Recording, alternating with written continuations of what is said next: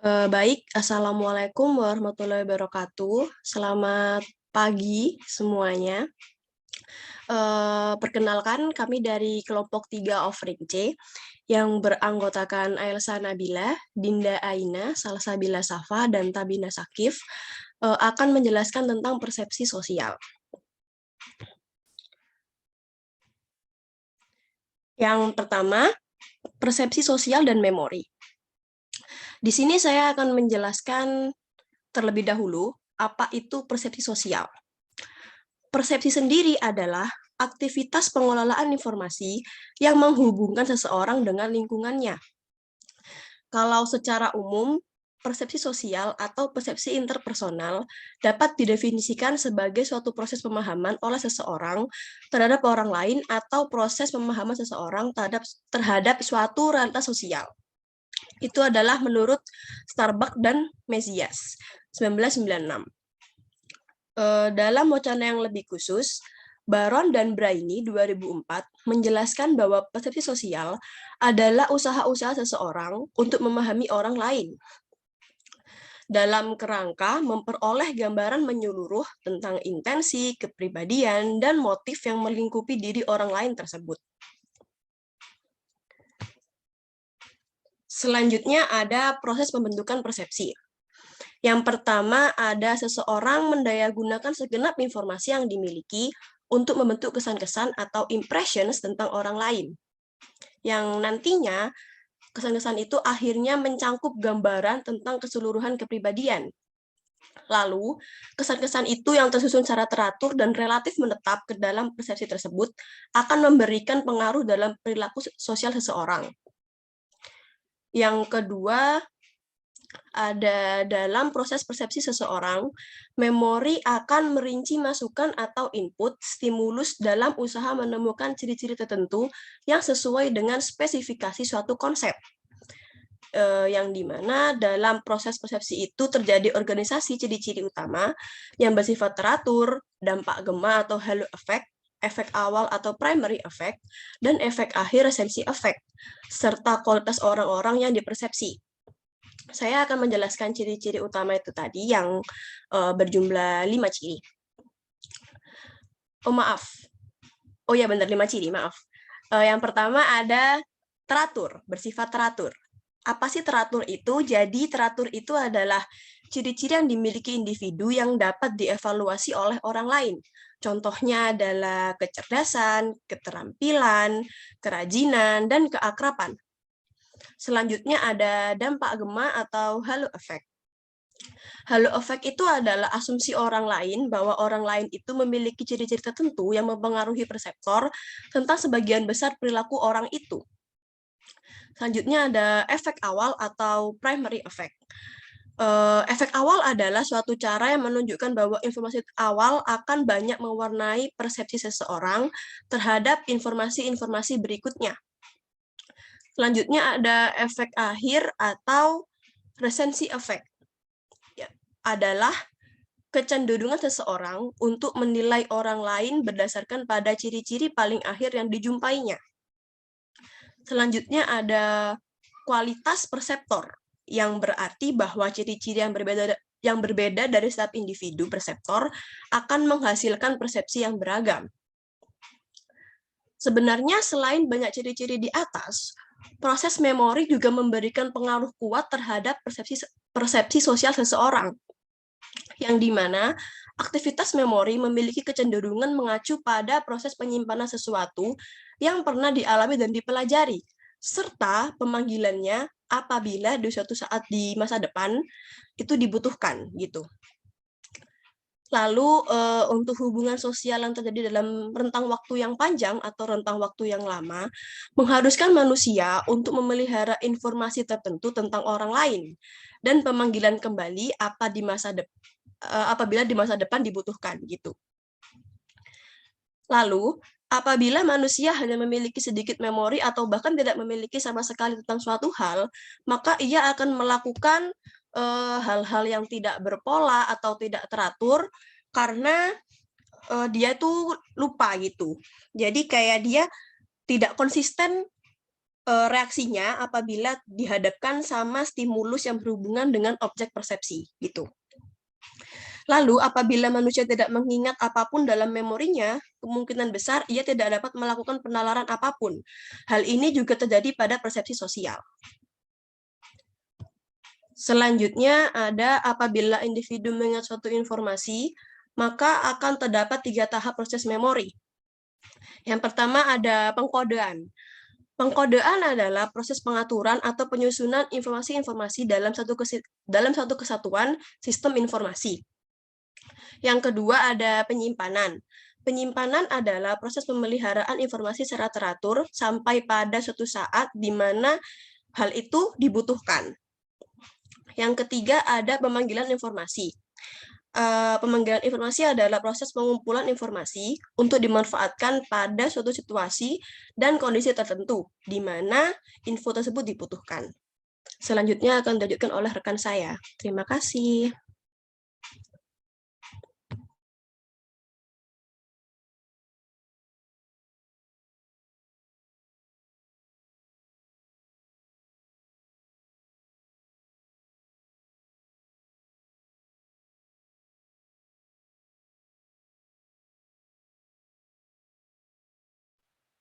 Jadi selanjutnya adalah faktor yang mempengaruhi persepsi sosial.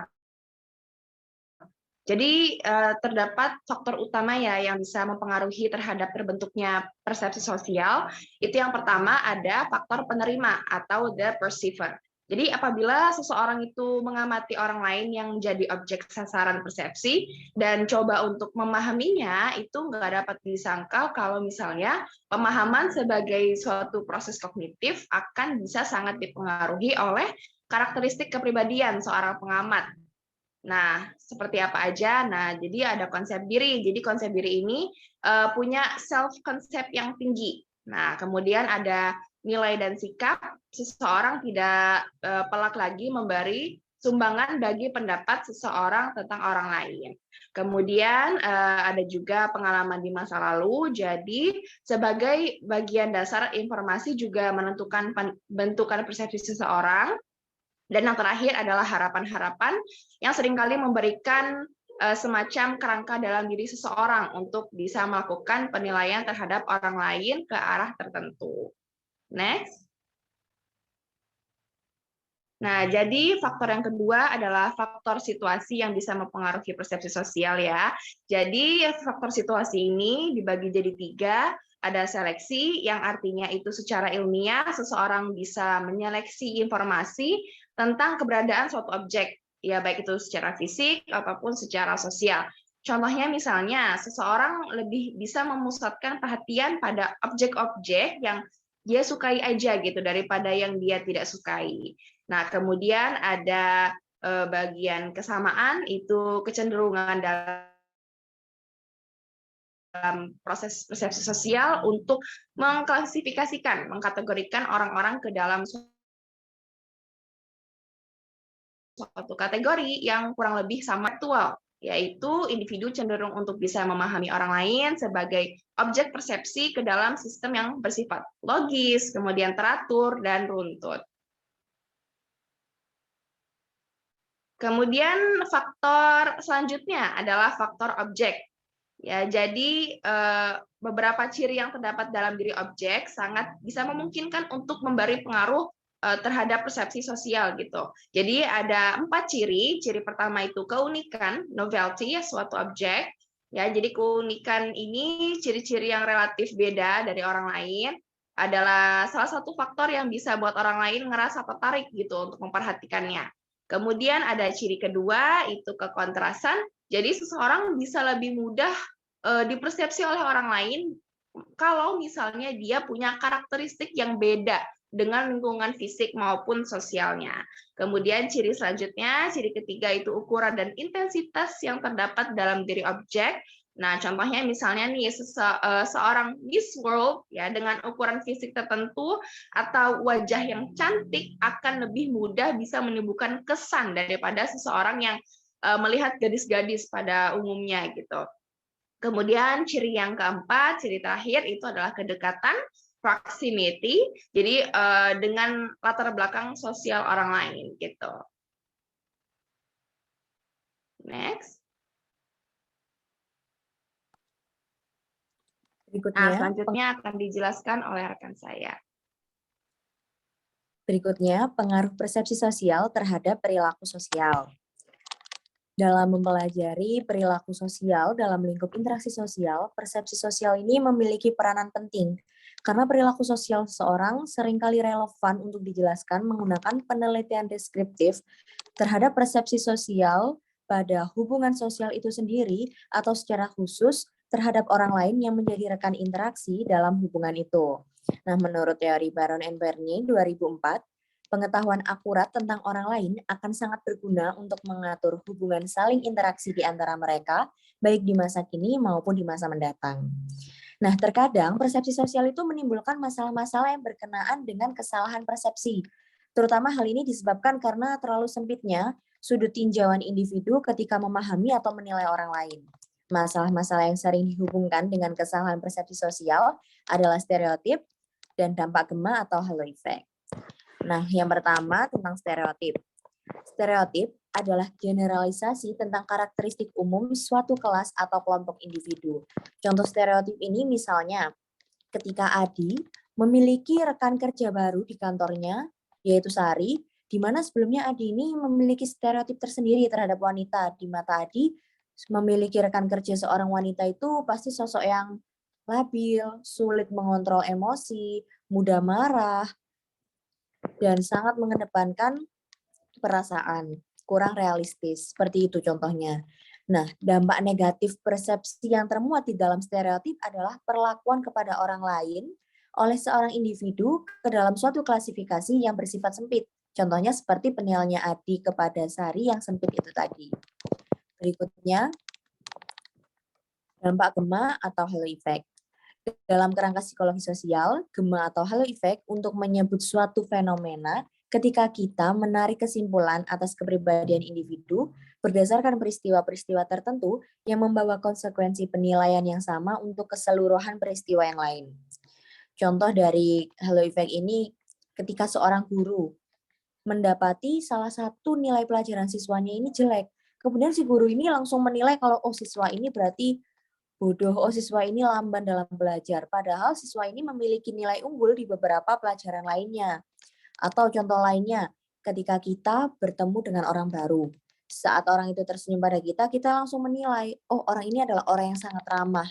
Padahal senyum tadi masih peristiwa kecil yang kita temui atas orang tersebut. Nah, dampak gema adalah kesimpulan evaluatif berdasar pada peristiwa-peristiwa tertentu yang membawa pada konsekuensi penilaian yang sama untuk keseluruhan peristiwa yang lain. Terus itu tadi termasuk teori Myers 2002. Dan yang berikutnya akan dijelaskan oleh rekan saya. Baik, pada slide kali ini saya akan menjelaskan apa itu atribusi sosial. Atribusi adalah proses yang menggambarkan cara individu menjelaskan, menginterpretasikan, dan mengambil kesimpulan terhadap peristiwa-peristiwa ataupun perilaku yang berhubungan dengan dirinya dengan orang lain. Jadi, dengan atribusi kita bisa tahu sebab dan akibat individu berperilaku tertentu. Mengapa ya dia atau mereka melakukan hal tersebut?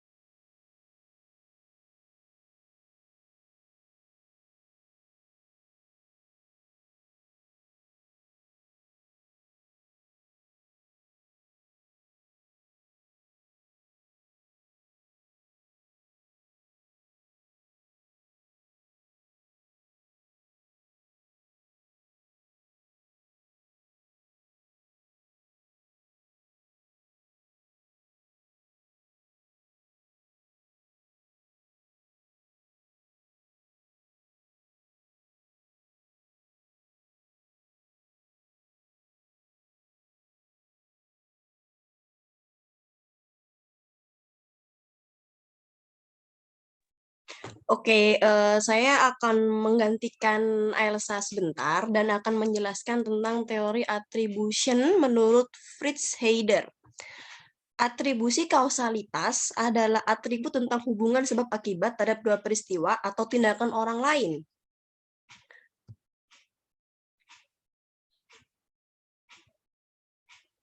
Nah, teori attribution ini terdiri dari 3 jenis, yaitu atribusi kausalitas internal, atribusi kausalitas eksternal, dan fundamental attribution error.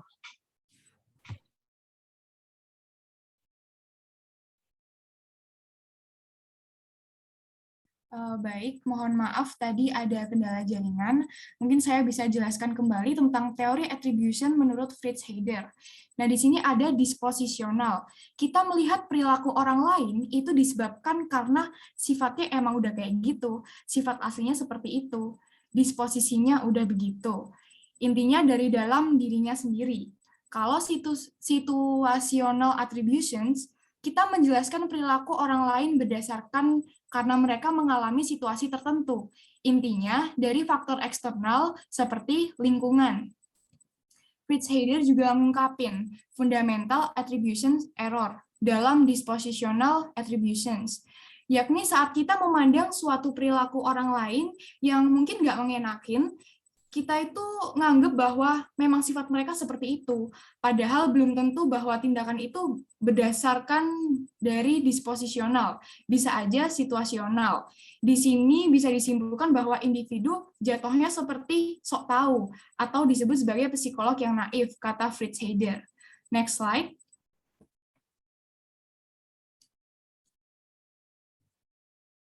Nah, di sini ada contoh atribusi kausalitas. Yang pertama, apabila ada siswa yang memiliki prestasi akademis yang rendah. Apakah siswa yang memiliki prestasi akademis yang rendah disebabkan oleh kemampuan awal dan motivasi yang cukup rendah? Nah, atribusi ini merupakan kausalitas internal. Lalu ada juga pertanyaan, apakah siswa yang memiliki prestasi akademis yang rendah di sekolah disebabkan oleh guru yang kurang berkualitas atau korban sistem pengajaran yang buruk di sekolah? Nah, ini merupakan atribusi kausalitas eksternal karena kita melihat lingkungan luar yang mempengaruhi perilaku atau sifat individu. Lalu yang kedua, ada orang yang suka membandingkan dirinya dengan orang lain. Apakah sikap si A yang suka membandingkan dirinya dengan orang lain disebabkan oleh rasa insecure atau self-esteem yang rendah? Nah, ini atribusi kausalitas internal. Lalu yang kedua, apakah sikap si A yang suka membandingkan dirinya dengan orang lain disebabkan oleh lingkungan keluarganya yang mungkin sering membandingkan kemampuannya atau mungkin jarang mendapatkan sebuah apresiasi dari orang lain? Nah, ini merupakan atribusi kausalitas eksternal. Lingkungan mempengaruhi perilaku tersebut atau sifat tersebut. Next slide. Nah, for your information, beberapa penelitian psikologi sosial menyimpulkan individu cenderung memiliki atribusi kausalitas yang berbeda-beda tentang sebab akibat dari kegagalan dan juga keberhasilan.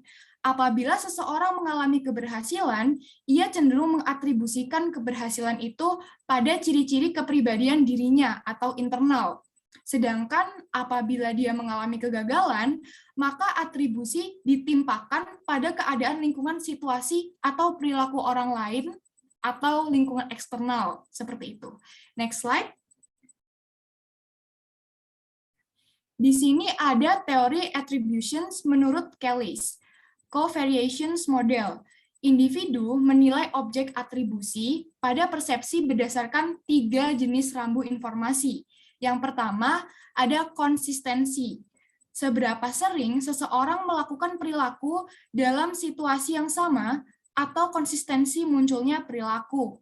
Yang kedua, distinctiveness. Seberapa unik perilaku dalam sebuah situasi atau berbeda dari biasanya. Yang ketiga, ada konsensus, yakni seberapa banyak orang yang melakukan perilaku yang sama. Mungkin dari ketiga jenis rambu ini teman-teman masih bingung. Nah, pada next slide, saya akan menjelaskan contoh dari rambu-rambu tersebut. Nah, dalam memahami ini, kita juga pakai teori disposisional dan situasional. Nih, yang pertama kita lihat konsistensi ya. Semakin tinggi konsistensi, maka kita cenderung untuk mencap atau mengatribusi perilaku tersebut sebagai bagian dari sikapnya atau disposisionalnya. Contohnya ya, misal ada individu yang sering banget terlambat, entah masuk kelas atau dalam sebuah acara, dan itu selalu konsisten. Pasti dosen atau kalian yang nungguin individu tersebut ngatribusiin, oh ini sih nggak mungkin kalau dia telat gara-gara situasi tertentu. Emang dia tukang ngaret. Nah, emang sifatnya dia seperti itu. So, konsistensi perilaku akan diatribusi berdasarkan faktor internal atau disposisional. Yang kedua, lihat di distinctiveness. Kalau distinctiveness itu perbedaan dari perilaku biasanya. Contoh misal ada individu yang jarang banget marah, tapi pada suatu acara dia marah, dia emosi. Nah, dari perilaku yang berbeda banget gara-gara perilaku yang distinct ini, maka orang-orang di sekitar cenderung buat ngatribusiin perilaku individu tersebut terhadap situasi atau faktor eksternal. Bukan sifat dia pemarah, tapi emang situasi yang buat dia marah. Lalu yang ketiga ada konsensus.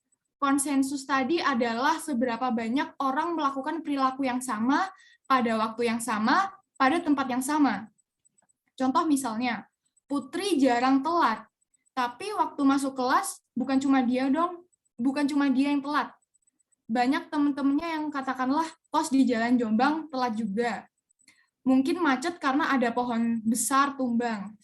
Jadi makin banyak orang ngelakuin perilaku tersebut, kita jadi tahu bahwa Putri bukan sikapnya yang ngaretan, tapi gara-gara ada situasi penghambat dan banyak orang berperilaku seperti itu. Mungkin next slide. Di sini ada fungsi-fungsi atribusi sosial. Atribusi memudahkan manusia untuk memandang hidup melalui sudut tinjauan yang lebih deterministik. Yang kedua, melalui atribusi, seseorang dapat memperkirakan hubungan sebab akibat sebagai suatu pola dari berbagai peristiwa atau perilaku yang memiliki pola yang serupa. Atribusi melindungi, menjaga, dan memperluas keyakinan yang dimiliki oleh seseorang tentang dirinya sendiri. Atribusi untuk membantu proses pembentukan perilaku individu. Berdasar pada atribusi yang dimiliki seseorang, ia menampilkan diri pada orang lain dengan cara tertentu guna mendapat keuntungan yang diinginkan. Mungkin sekian dari saya. Untuk slide selanjutnya bisa dijelaskan oleh rekan saya. Terima kasih. Terakhir, kesimpulan dari semua presentasi kami. Yang pertama, persepsi sosial adalah suatu proses pemahaman oleh seseorang terhadap orang lain atau terhadap suatu realitas sosial. Kemudian, terdapat beberapa faktor utama yang memberi pengaruh terhadap pembentukan persepsi sosial seseorang, yaitu faktor penerima atau the perceiver, sasaran, the target, dan situasi atau the situation. Lalu, dalam hubungan sosial, persepsi sosial dapat dijadikan sebagai kerangka berpikir untuk mempermudah dan mengatur hubungan seseorang dengan orang lain. Terakhir, secara spesifik, atribusi sosial adalah cara seseorang dalam melakukan proses persepsi dan interpretasi terhadap sebab-sebab perilaku yang dilakukan oleh orang lain. Sekian presentasi dari kelompok kami. Apabila ada tanggapan, tambahan, saran, kami persilahkan.